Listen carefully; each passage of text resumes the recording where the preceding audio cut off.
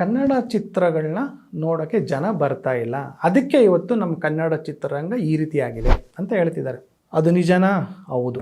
ನೀವು ಯಾವುದೇ ಅಂಕಿಅಂಶ ತೆಗೆದು ನೋಡಿದ್ರೆ ಈಗ ಲಾಸ್ಟ್ ಒಂದು 10 ಡೇಸ್ ಬ್ಯಾಕ್ ರಿಲೀಸ್ ಆಗಿರೋಂಥ ಸಿನಿಮಾಗಳು, ನಮ್ಮ ಕನ್ನಡ ಸಿನಿಮಾಗಳು ನೋಡಿದಾಗ ಯಾವ ಸಿನಿಮಾಗೂ ಜನ ಬಂದಿಲ್ಲ. ಹಂಗಾರೆ ಕಂಟೆಂಟ್ ಚೆನ್ನಾಗಿಲ್ಲ ಅಂತನ, ಸಿನಿಮಾ ಚೆನ್ನಾಗಿ ನಮಗೇನು ಕನ್ನಡದವ್ರಿಗೆ ಸಿನಿಮಾ ಚೆನ್ನಾಗಿ ಮಾಡೋಕ್ಕೆ ಬರಲ್ಲ ಅಂತನ?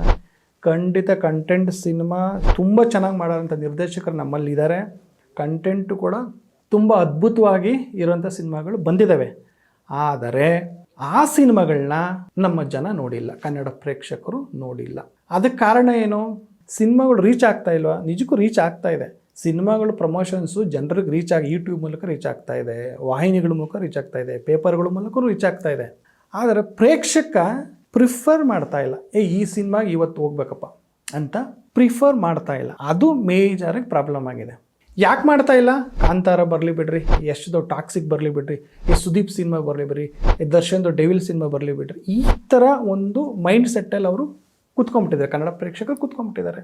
ಅವರು ದೊಡ್ಡ ಸಿನಿಮಾಗಳಿಗೆ ಬಂದರೆ ಮಾತ್ರ ಪ್ರೇಕ್ಷಕರು ಚಿತ್ರಮಂದಿರಗಳಿಗೆ ಹೋಗ್ತಾರೆ. ಇಲ್ಲ ಅಂತಂದರೆ ಅವರು ಎಲ್ಲೂ ಬರಲ್ಲ. OTT ಇದೆ ಬಿಡಪ್ಪ, OTTನಲ್ಲಿ ನಾವು ನೋಡ್ಕೊತೀವಿ ಅಂತ ಹೇಳ್ತಾ ಇದ್ದಾರೆ. ಆದರೆ ಇದೇ ರೀತಿ ಮುಂದುವರೆದ್ರೆ ನಮ್ಮ ನಿರ್ಮಾಪಕರ ಸ್ಥಿತಿ ಏನಾಗುತ್ತೆ?